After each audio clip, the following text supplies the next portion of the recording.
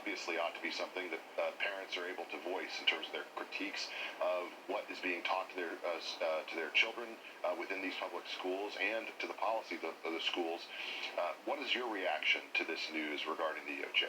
Well, first of all, it's alarming, and second of all, it's hypocritical. It's alarming because this idea that somehow, if parents show up at a school board to complain, if somebody there decides, well, we don't like his tone of voice, we don't like how loud he's speaking, we don't like how often he shows up, then you can be reported. The Federal Bureau of Investigation, which should be focused on things like organized crime, things like drug traffickers, things like terrorism and others who seek to harm this country, is now going to divert resources to investigate parents because they scream too loudly or maybe are even rude at a school board hearing. And hypocritical because, let me tell you, there are very few of any senators, certainly people on the right, members of Congress as well, who have not been harassed in their private life. Now, obviously, you just interviewed Senator Paul, and he's gone through some pretty extreme situations, but I personally had people show up at my home when I'm there. When I'm not there, they don't respect that it's your home.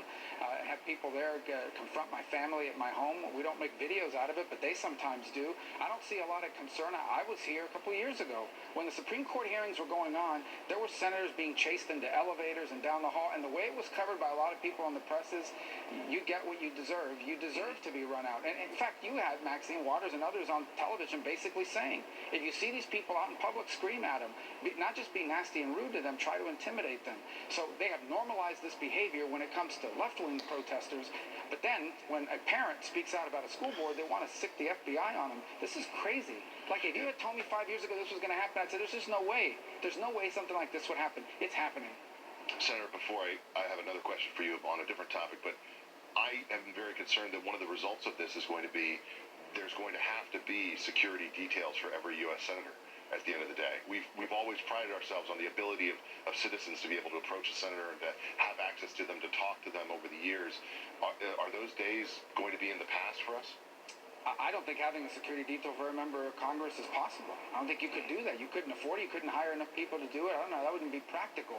I think what is going to happen here is something terrible is going to happen eventually because we have basically normalized this behavior. And understand, it's hypocritical because the left says if you're doing it to someone on the right, they deserve it. If you're doing it to someone on the left or someone who comes from their agenda, you should be investigated. I never thought I would live to see the day that this kind of thing would be happening in this country. But I know that you're very concerned about what's going on at the border that we've been covering here at Fox over the past weeks and months. What is your take in terms of any kind of approach that can be done to actually make the Biden administration respond to this particular